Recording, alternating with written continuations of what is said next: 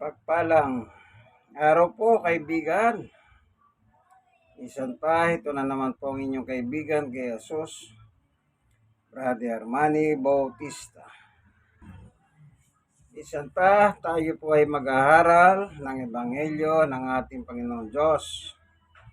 Pero gaya ng kinaugalian po natin, bago tayo papalaot sa pagbubulay ng Ebanghelyo, tayo muna po ay pansamantalang dudulog sa Diyos sa pamamagitan ng isang panalangin. Aming Diyos na makapangyarihan sa lahat, maraming po salamat. Salamat po sa iyong kabutihan na aming patuloy na naranasan, O Diyos. Ngayon, mag-aaral po kami ng iyong salita. Samahan mo kami ng iyong Santong Espiritu. Buksan mo po ang puso at isip ng mga taong nanonood ng video ito. Kung sila man po may kabigatan sa buhay yung paghahanin, kung sila man po ay may dalang iba't ibang karamdaman, yung pagalingin sila. Salamat po, Panginoon Diyos. Ngayon pa lang, papasalamat na po ako sa iyo. Sa ngalan ng aming Panginoong Yesus. Amen. Ang ating tatalakayin ay yung pagkasugo. Ang gagamitin po natin ng Biblia, yung manipis. Ang Biblia. Po.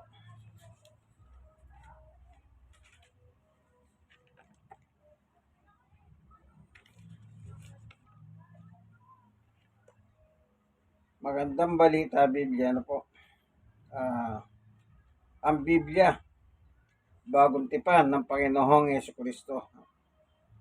Po.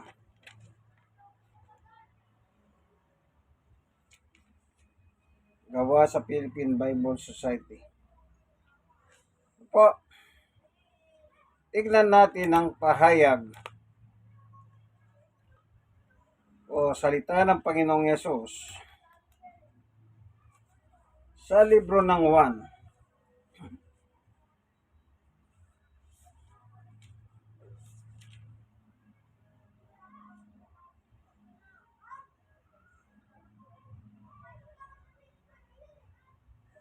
Sa 1:6.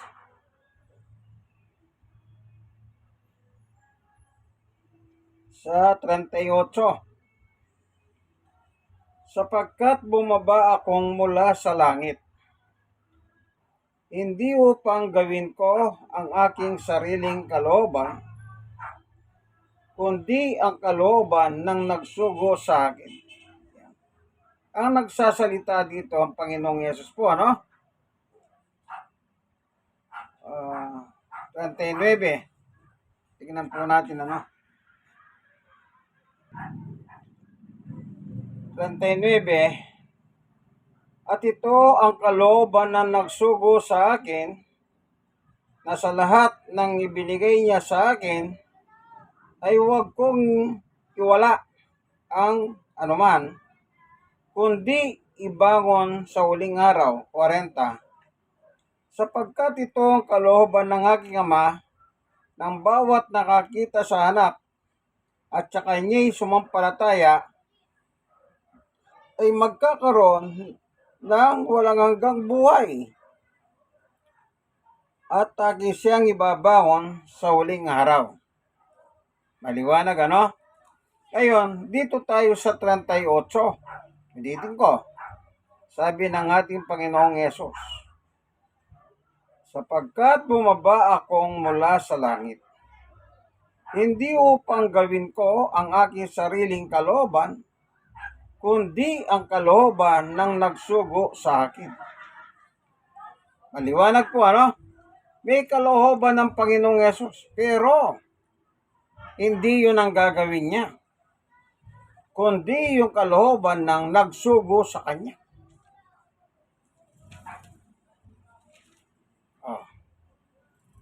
Sa 12 ng 1, dito pa rin sa 1, 49:50. Ganito po ang nakasahad. Sapagkat ako'y hindi nagsasalita na mula sa aking sarili, kundi ang Ama na sa akin ay nagsugo, ay siyang nagbigay sa akin ng utos kung ano ang dapat kong sabihin at kung ano ang dapat kong salitain. 50. At nalalaman ko ng kanyang mga utos at nalalaman ko ang kanyang utos ay buhay na walang hanggan. Ang mga bagay nga na sinasalita ko ay ayon sa sinabi sa akin ng Ama, gayon sinasalita ko. Sino po ang nagsugo sa kanya? Sabi niya, ang Ama. Sa verse 50,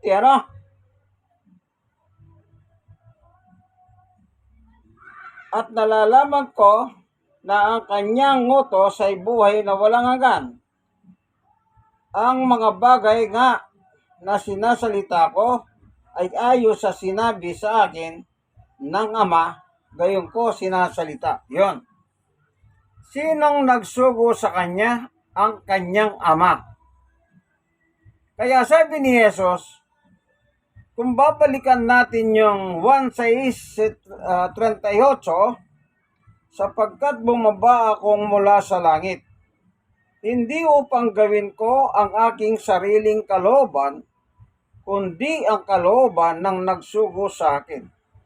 Sino po nagsugo kay Jesus? Ang kanyang Ama.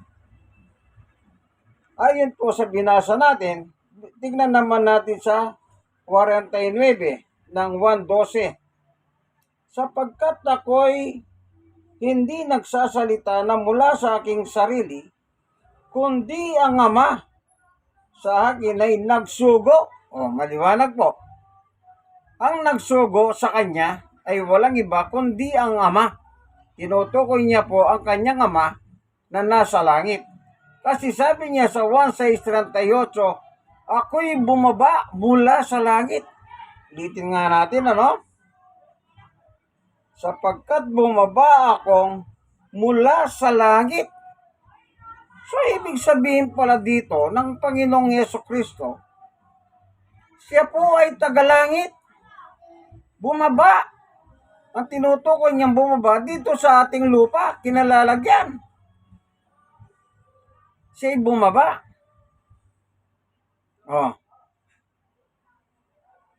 So, maliwanag po pala, ang Panginoong Yesus, nagmula siya sa langit.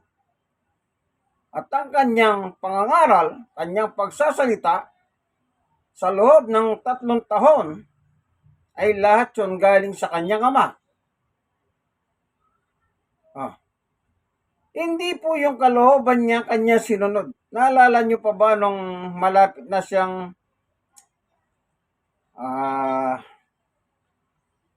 nasabi niya sa kanyang Ama, tingnan lang natin, na hindi ang kalooban ko ang masunod, kundi ang kalooban mo. Sabi niya sa kanyang Ama, nung malapit na yung sintensya sa kanya. Tignan lang natin, sana makita po natin, dito po, sandali lang. Wala tayong kodigo o outline. Kaya pagtiisan nyo po ako, Ay, ito. Tignan natin. Ito po. Doon sa Mateo 26. Ito.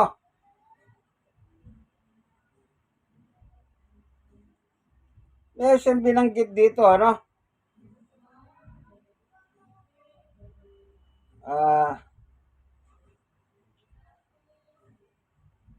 dito na lang sa 39.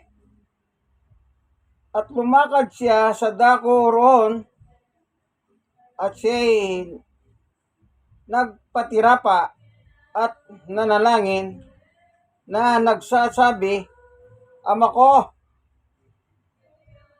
kung baga maaari ay lumampas sa akin ang sarong ito. Gayon may huwag ang ayon sa hibig ko, kundi ayon sa hibig mo. Ito po yung malapit na po siyang mauli, ano? Yung ikakatwa siya ni Judas Iscariote. Ano po? Dito po yung eksenang yun eh. Ano? Tignan natin yung sa ito sabi.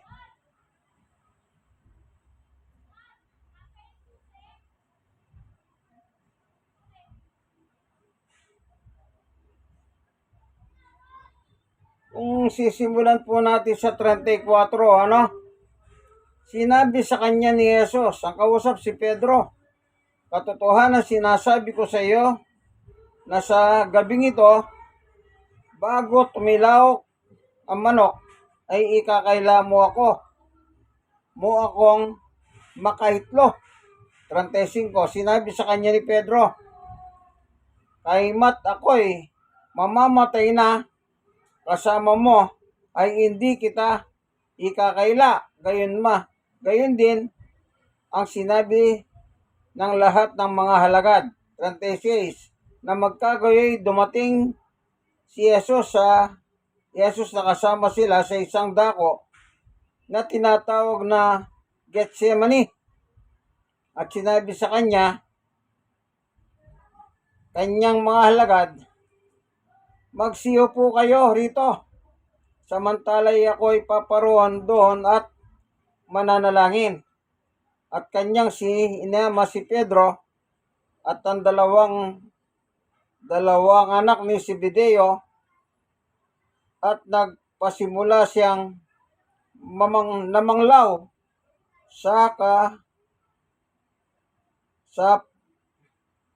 at nanlulumong totoo. 38, nang magkagayoy sinabi niya sa kanila, namamanglaw na luba ang kaluluwa ko hanggang sa kamatayan. Mga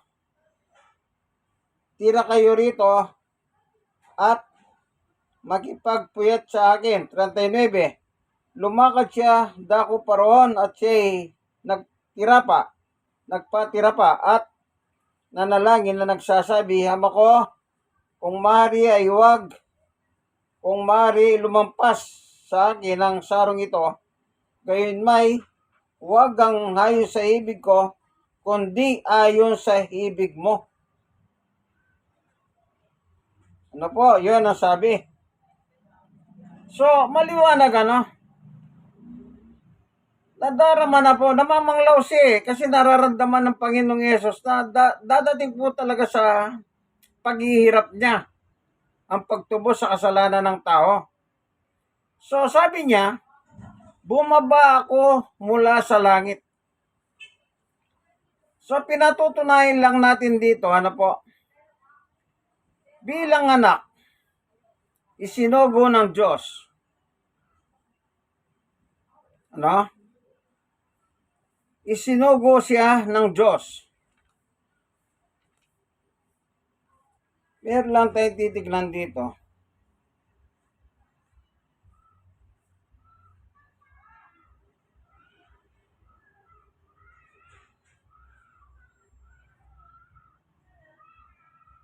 Na isinugo siya upang magsalita siya tungkol sa salita ng Diyos o tungkol sa Diyos, ang Panginoong Jesucristo.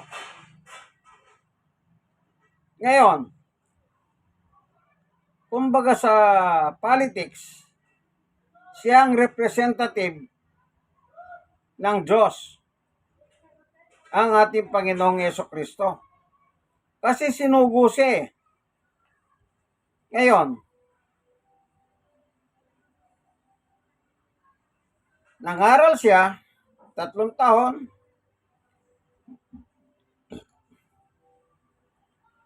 at pagkatapos siya sinintisya ng kamatayan, na namatay, inilibing at muling nabuhay. So, para mapagpatuloy ang kanyang misyon na binigay sa kanya ng Ama, kailangan magpatuloy. Kaya ginamit niya si Apostol Pablo. Ganito po ang sabi ni Apostol Pablo. Kasi ang tema natin, pagkasugo. Ano? Pagkasugo. Si Jesus sinugo. Ano po? Meron nakalagay dito sa 1:3-34, sapagkat ang sinugo ng Diyos ay nagsasalita ng mga salita ng Diyos, sapagkat hindi niya ibinigay ang Espiritu sa pamamagitan ng sukat. So, yung sugo ng Diyos, nagsasalita tungkol sa Diyos. So, ang sinugo niya po si Jesus, ang kanyang bugtong na anak. Kaya nagsasalita si Jesus tungkol sa kanyang Ama. At ganun po ang kanyang testimony. Yung kalooban niya, hindi niya sinunod, kundi ang kalooban ng Diyos. Hanggang sa kamatayan. Hanggang kamatayan sa krus. Sumunod siya. Nang malapit na siyang ipagkanulo ni Judas, maliwanag, hindi ang kalooban ko ang dapat masunod, kundi ang iyong kalooban. Sabi niya sa kanyang Ama. Ngayon, siyempre, kailangan magpatuloy ang salita ng Diyos. Tignan naman natin si Apostol Pablo. Ano po? Si Apostol Pablo, dito sa Gawa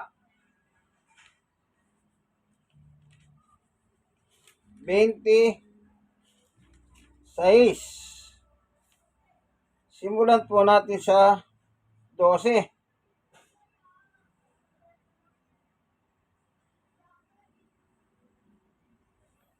Sabi po ay ito. Para wag na tayong mahirapan, ano? Sa 12, hinggil dito sa paglalakbay kong patungo sa Damascus, nataglay ang kapamahalan at bilin ng mga pangulong saserdote. Si Pablo po nagsasalita. 13, nang magkatanghalian o Aring Agripa, o Ari, si Agripa po tinutukoy niya, nakita ko sa daan ng isang ilaw na mula sa langit na lalong maningning kaysa araw na lumiliwanag sa palibot ko at sa mga nagsisipaglakbay na kasama ko. 14, at ng mga subasob sa lupa, kaming lahat ay narinig ko ang isang tinig na nagsasabi sa akin sa wikang Hebreo, Saulo, Saulo, bakit mo ako pinaguhusig?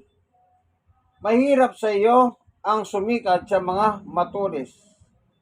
15, at sinabi ko, sino ka baga, Panginoon? At sinabi ng Panginoon, ako'y si Jesus na inyong pinaguhusig.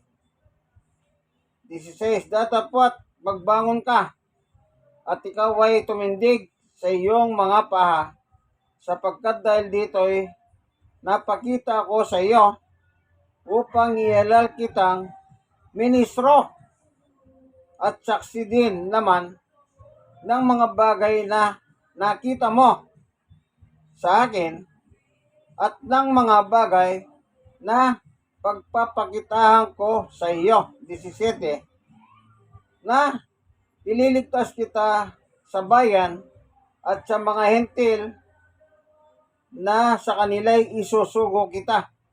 18, upang idilat mo ang kanilang mga mata, upang sila'y mangagbalik sa hilaw mula sa kadiliman at mula sa kapangyarihan ng Satanas hanggang sa Diyos, upang sila'y magsitanggap ng kapatawaran ng mga kasalanan at ng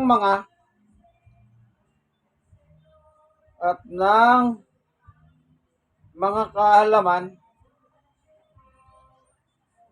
Sandali, ulitin natin 18 na. Upang idilat mo kanilang mga mata, upang sila'y mangagbalik sa ilaw mula sa kadiliman at mula sa kapangyarihan ni Satanas hanggang sa Diyos, upang sila'y magsitanggap ng kapatawaran ng mga kasalanan at ng mga mana sa kasamahan ng mga pinagpaging banal sa pamamagitan ng pananampalataya sa akin. 19. Dahil nga dito, o Haring Agripa, hindi ako nagsuwail sa pangitahin ng kalangitan.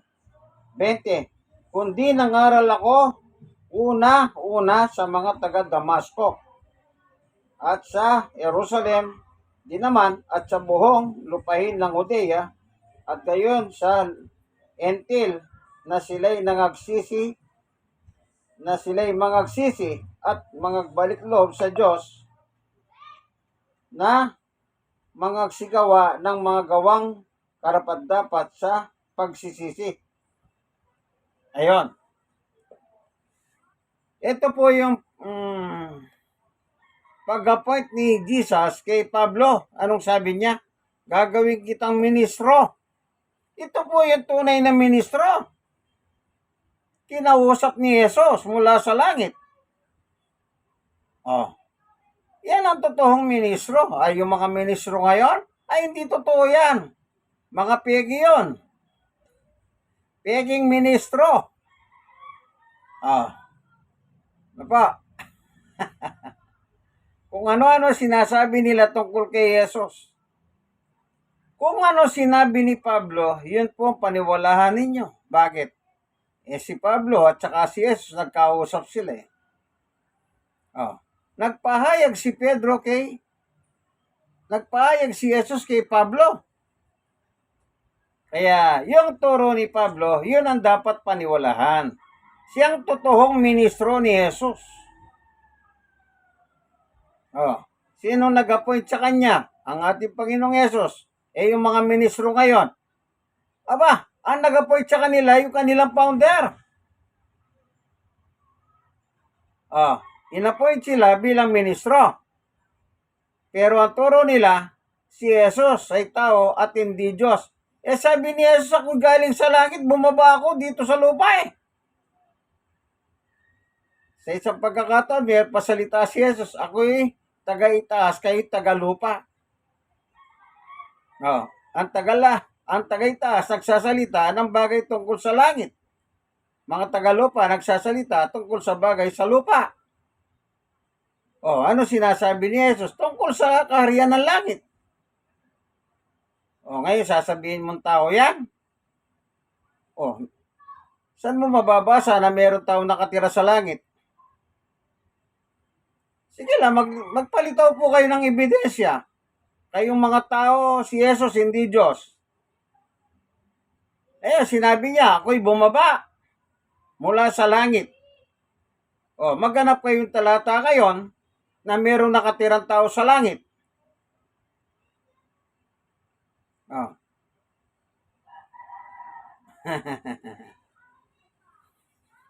Itong mga ministrong peke, wala yan. So, itong ebidensya, si Jesus sinugo ng Diyos.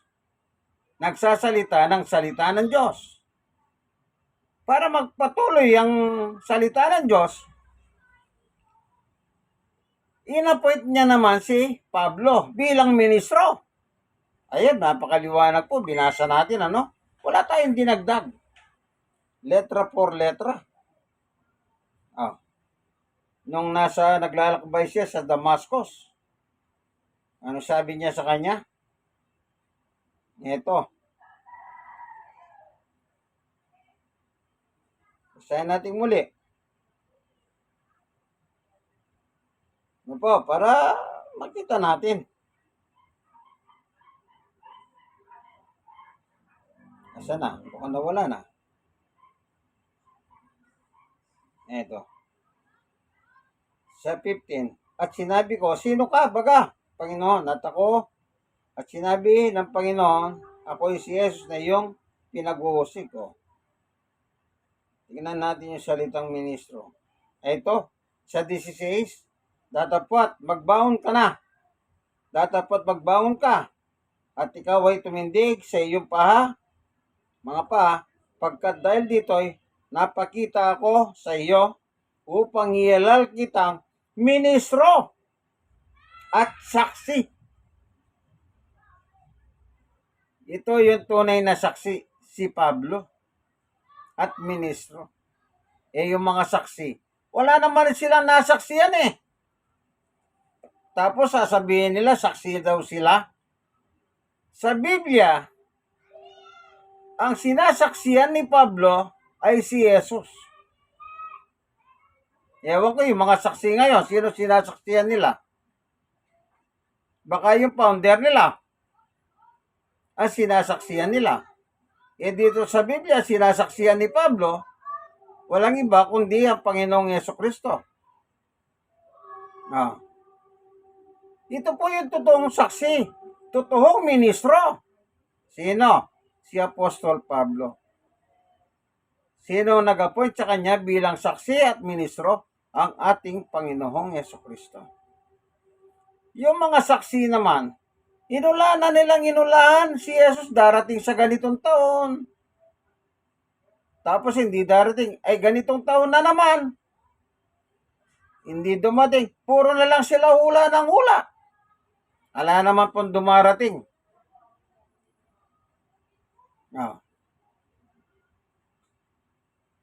Totoong saksi ba yun? Hindi, peking saksi yun. Yung mga ministro nagsasabing si Jesus ay tao, ay peking ministro din yun. Mga peki. Nangangaral sila. Pero wala naman. Useless po yun. Kasi po, yung kanilang pangangaral, walang kabuluhan. Hindi po biblical. Siyempre tayo bilang mga tao, saan tayo bumabase? Sa Biblia po, ano?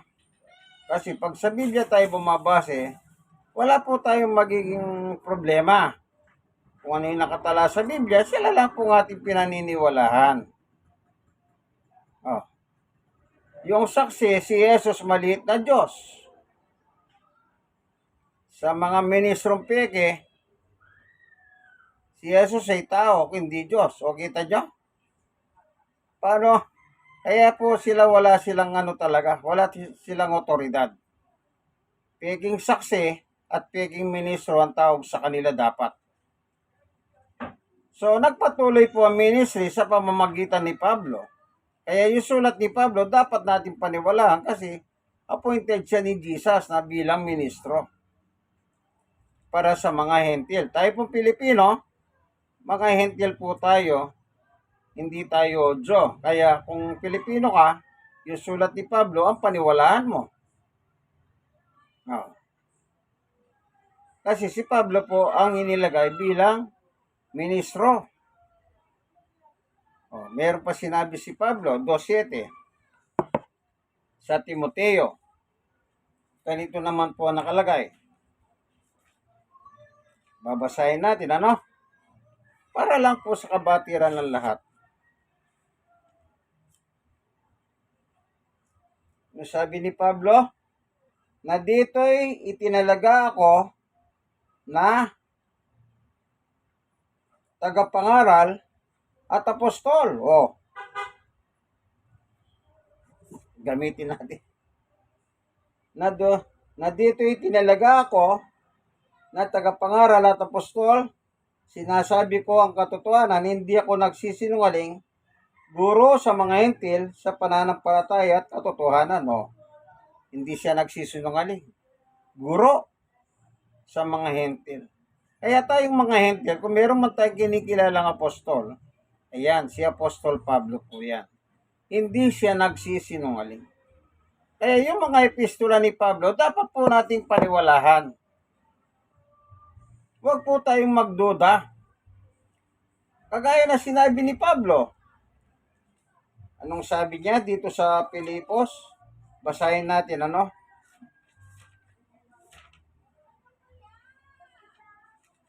Pilipos, 2:5.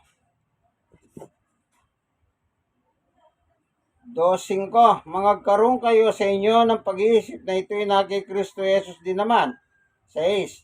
Na siya ay bagamat nasaan yung Diyos, hindi niya inaring bagay na narapat panangnan ng pagkapantay niya sa Diyos, kundi bagko sinubad niya ito at naganyong alipin na nakitulad sa tao. O na ano nga nyo si Jesus? Na siya bagamat nasaan yung Diyos. Ano nga nyo ni Jesus? Diyos, kahanyo niya po ang kanyang ama na nagsugo sa kanya. Ngayon, sasabihin mo bang anyong tao yan? Sabi ni Pablo, hindi naman anyong tao anyong Diyos. Ngayon, pag sinabi ni Pablo, anyong tao, paniwalaan po natin yon. Sinabi ni Pablo, anyong Diyos. Di paniwalaan natin. Apostol siya ni Jesus Ministro siya ni Jesus. At saksi siya ni Jesus. At hindi siya nagsisinungaling. Ibig sabihin, totoo ang kanyang pinapahayag. At palibasa ay nasumpungan sa anyong tao. Nasumpungan. Yun po yung salita na ganyo siya ng tao. Yan sa 1:14. Ang berbo na ganyong tao. Palibasa ay nasumpungan sa anyong tao. Siya'y nagpakababa sa kanyang sarili na nagmasunurin hanggang sa kamatayan, sa kamatayan sa krus. 9. Kaya siya naman pinadakila ng Diyos at siya'y binigyan ng pangalang lalo sa lahat ng pangalan. 10. Upang sa pamamagitan ni Jesus ay iluhod ang lahat ng tuhod ng nasa langit at nasa ibabaw ng lupa at nasa ilalim ng lupa. 11. Upang ipahayag ng lahat ng mga dila na si Yesu Kristo ay Panginoon sa ikalululati ng Diyos Ama. Sasambahin siya. Iluluhod ang mga tuhod. Nanga sa langit, nanga sa ibabaw ng lupa. Anong turo ni Jesus? Ama namin, nasa langit ka, sambahin ang ngalan mo. Yung Diyos nasa langit, sambahin ang ngalan niya. Si Jesus, sabi ni Pablo, sasambahin din pala si Jesus. Lahat ng tuhod, iluluhod. Kanino? Kay Jesus. Sa langit at lupa. Di Diyos po siya. Kasi po, anak siya ng Diyos, Ama. Sinugo ako ng aking Ama, sabi niya. Mahirap po bang unawain yan, kaibigan? O sadyang gusto mo na lang maging uto-uto ka ng ministrong peke? Maniwala po kayo sa totoong ministro, si Apostol Pablo at kayong mga saksi-saksi dyan. Maniwala kayo sa totoong saksi na si Apostol Pablo. Siya po ang niya, si Jesus ang nag-appoint sa kanya. Bilang apostol, bilang ministro, at saksi. Ulitin ko nga po ito sa Pilipos, Sa 11. At upang, sa 10. Simulan natin ng 9. Pilipos 2:9. Kaya siya naman pinadakila ng Diyos at siya binigyan ng pangalang lalo sa lahat ng pangalan, Jesus, upang sa pangalan ni Jesus ay iluhod ang lahat ng tuhod ng nangasa langit at nangasa ibabaw ng lupa at nangasa ilalim ng lupa. O, ano po yung nasa lupa? Kasabihan mga duwende sa ilalim daw.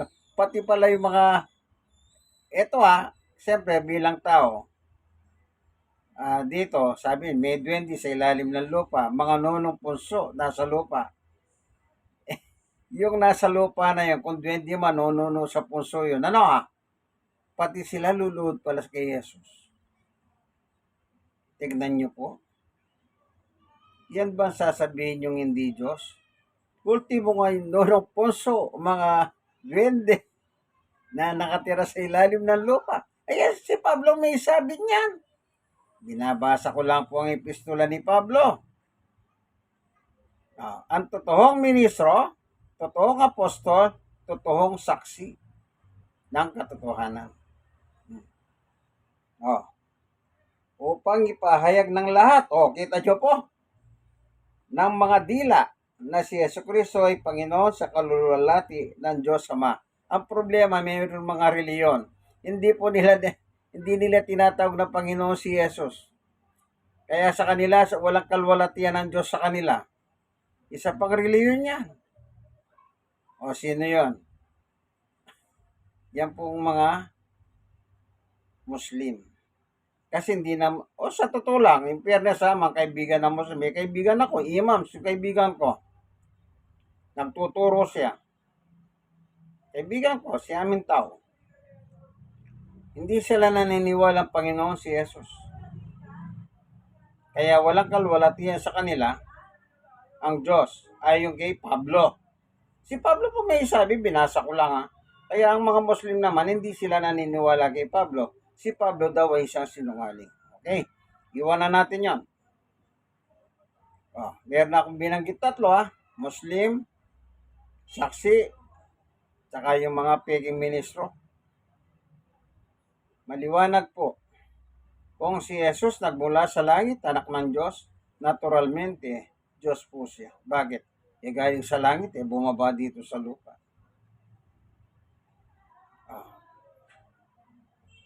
Anong gagawin ni Jesus dito? Ililigtas ang tao, yung sasampalataya sa Kanya. Sabi niya kay Pablo, mangaral ka Pablo, yung sasampalataya sa akin, mapapatawad yung kanilang kasalanan at makakasama sa mga, basahin ko na nga po, doon sa Gawa 26:18, baka sabihin nyo basahin ko, in fairness bagay, nabasa ko na kanina, pero basahin natin, yun lang uli, 26:18, 17 muna, na ililigtas kita sa bayan at sa mga hentil na sa kanila'y isusugo kita, 18, upang idilat mo ang kanilang mga mata, mga hentil upang sila'y mangagbalik sa ilaw mula sa kadiliman at mula sa kapangyarihan ni Satanas hanggang sa Diyos, upang sila'y magsitanggap ng kapatawaran ng mga kasalanan at ng mga mana sa kasamahan ng mga pinapaging banal sa pamamagitan ng pananampalataya sa akin. Yun pala mananampalataya kay Jesus, pinapaging banal ng Diyos. Doon pala isasama yung mga naniwala kay Pablo. Paano naman yung mga peking ministro? Di naniniwala kay Pablo. Namimiloso po pa sila Yung salitang inubad. Ang sagot nila, saan daw sinampay? Mga pilosopo yun Wala naman talaga alam sa Biblia yun Nagmamagaling, pero wala. Bokya ka. Yung mga nagmamagaling na mga saksi, wala man silang nakita Si Pablo, meron. Kaya yun ang totoong saksi. Tandaan nyo po yan. Kung ano po yung sinabi ni Pablo, paniwalaan nyo po. Si Jesus, nasaan yung Diyos? Oh, at nasumpungan sa anyong tao. Kailan nangyari yon? Nung ipinanganak ni Maria. Oh, kaya ginagamit ni Jesus yung anak ng tao. Yun yung anyong tao. Yung pinanganak ni Maria na kung tawagin nila, Jesus. Pero, bago pinanganak ni Maria si Jesus, bumaba ako mula sa langit. Oh. Kailan sinabi ni Jesus yun? Yung nangangaral siya. Anong anyo na ni Jesus nangangaral? Anyo ng tao. Nakikita siyang face to face. Walang face mask, walang face shield. Oh. Alam niyo po, kung hindi siya na ganyang tao, hindi po siya makikita. Kasi po, gaya siya ng kanyang ama sa langit. Ang Diyos sa Espiritu, naturalmente, kaya walang anyo si Jesus eh. Ngayon, nilagyan po siya ng laman ng Diyos. Hebreo 10, 5, 6, 7, 8. 9, 10. Basahin niyo po. May Biblia kayo, nandun po yun eh. Ako ang babasa.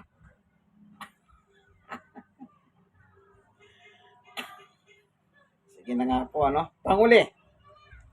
Di basahin natin. Hebreo 10:5. Kahit pagpasok niya sa sanlibutan ay sinasabi, ay natandog hindi mo ibig, ngunit isang katawan ang sa akin na inienda mo. Yun, isang katawan po ang inienda ng Diyos para kay Jesus kasi po wala siyang katawan. Gaya natin. Ayun, binasa ko na. Oh, kasi tagalangit siya. Siya ang Kristo na pinanganak ni Maria, ang tawag naman sa kanya ay Jesus. Sabi ni Angel Gabriel kay Maria. Oh, satisfied na po ba kayo? Walang labis, walang kulang. Kung ano yung nakasulat, binasa ko lang po. Kaya yung ministry ng Diyos, binigay kay Jesus. Pagkatapos ni Jesus, binigay naman kay Pablo. At tayong mga Pilipino, dapat tayong maniwala kay Pablo. Kapag naniwala ka kay Pablo, naniwala ka kay Jesus, naniwala ka sa Diyos. Yan po ang tamang pananampalataya. Pero kinakalaban mo si Pablo, wala, kay Pablo pa lang babagsak ka na eh. Sige, kalabanin mo si Pablo. Di kanalaban mo si Jesus. Kinalaban mo rin ang Diyos. Bakit? Ang salita ni Jesus galing sa Diyos. Ang salita ni Pablo galing kay Jesus. Kumbaga, yung salita ng Diyos binigay kay Jesus, binigay naman kay Pablo. Tapos, kukontra mo si Pablo, sasabihin mo, hindi totoo sinasabi mo, Pablo, nagsisinungaling ka. Allah! Ikaw ngayon ang lalabas na sinungaling, hindi si Pablo. Bakit? Wala naman. Sabi ni Pablo, hindi ako nagsisinungaling. O sinong paniniwalaan ko sa iyo? Sino kayang paniniwalaan ng Diyos? Sino kayang paniniwalaan ni Jesus? Ikaw o si Pablo? Siyempre, sinong kakampiyan ni Jesus? Natural si Pablo. Sinong kakampiyan ng Diyos? Natural si Pablo. O ikaw nagmamagaling dito sa lupa. Meron ka namang kakampi, huwag kang magalala. Alam mo sinong kakampi mo? 18:44. Sa inyong amang Diablo, sabi ng Panginoong Yesus. Yun ang kakampi nyo. Bato-bato sa langit, huwag kayong magagalit. Nagbabasa lang po ako ng Biblia, no? Natatawa lang po ako eh. Kasi po itong mga peking ministro, mga peking saksi, at saka yung, huwag na natin ano yung isa. Kumbaga nadaanan lang natin, Nasa aral naman nila yon. Hindi nila pinaniniwala si Jesus na Panginoon. Lalong hindi nila paniniwala na si Jesus ay Diyos. Pero naniniwala sila na si Maria, pinanganak niya si Jesus.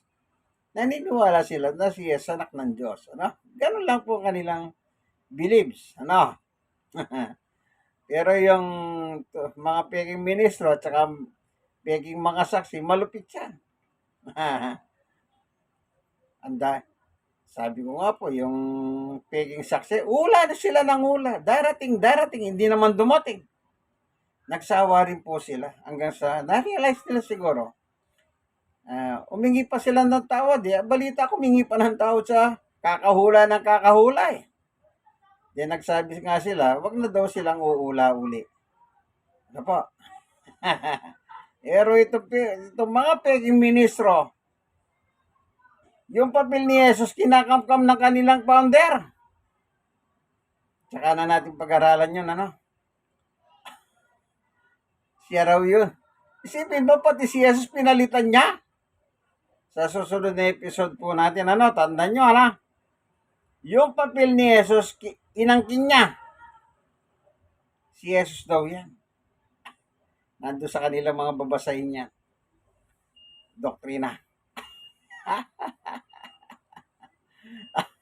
Tinanggalan pa nila ng papel si Jesus. Dito na lamang po. Ito pong inyong kaibigan kay Jesus, Brother Manny Bautista.